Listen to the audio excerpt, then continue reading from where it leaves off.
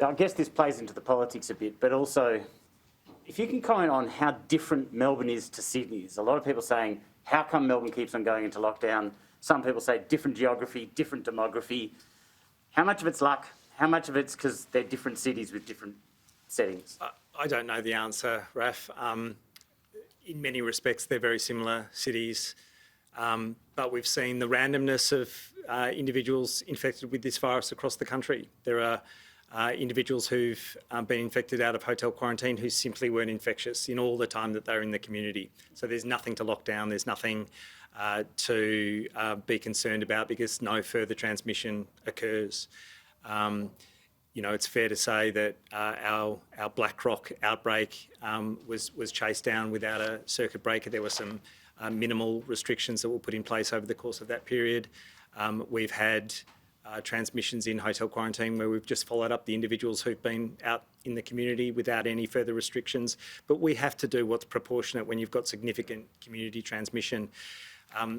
With respect to this outbreak, we had 3 or 4 generations of transmission before the first case was identified. That makes a huge difference. That's, you know, dozens and dozens of people already exposed who are about to become cases, which is what we saw. We saw 24 people as positive cases in the first couple of days of the outbreak. That makes a huge difference because you can follow them down prospectively. But if, as I said at the last presser, if every single one of those cases has 100 close contacts going to nightclubs, going to pubs, and across dozens of exposure sites, you are chasing down a huge number and it just increases. And how worried were you when you heard the sequencing overnight?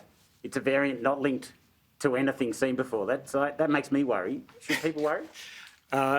We just have to do what we have to do. It's new information. It's an unrelated cluster, and it's a variant of significant concern. Did you get worried when you heard it? No, I didn't get worried. I know what we have to do. It's not a question of anxiety. It's a question of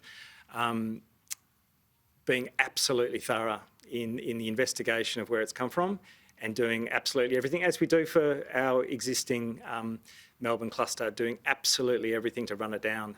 The point I've made about other international jurisdictions, do you think for a moment Taiwan would want to be dealing with 300 cases a day and could look back and think, what on earth could we have done differently to have maintained our COVID-free status? The same for Singapore in a month of lockdown and, not out of control, but not driving numbers down. And what's the prospect of easing restrictions if you've got ongoing community transmission? So the point about getting to COVID zero in terms of community transmission is a really pertinent one. It's what allows us to do everything we've been able to do over the last 6+ months. Can I just ask one more? Just one more.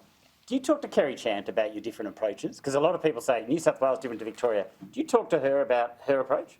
Of course we do, but they're not necessarily different approaches. So if Kerry Chant were dealing with this, I can't second guess, but I imagine that it wouldn't be a case of just using contact tracing. I imagine there'd be restrictions in place. When the Sydney outbreak started in Avalon, same kind of scenario. A few generations of transmission probably already occurred when the first cases were known and Avalon was shut down. Now that was geographically fortunate for Sydney in terms of being able to really focus on those suburbs. If we had, that kind of circumstance in Melbourne, we could take a similar approach. So I wouldn't say that they're manifestly different.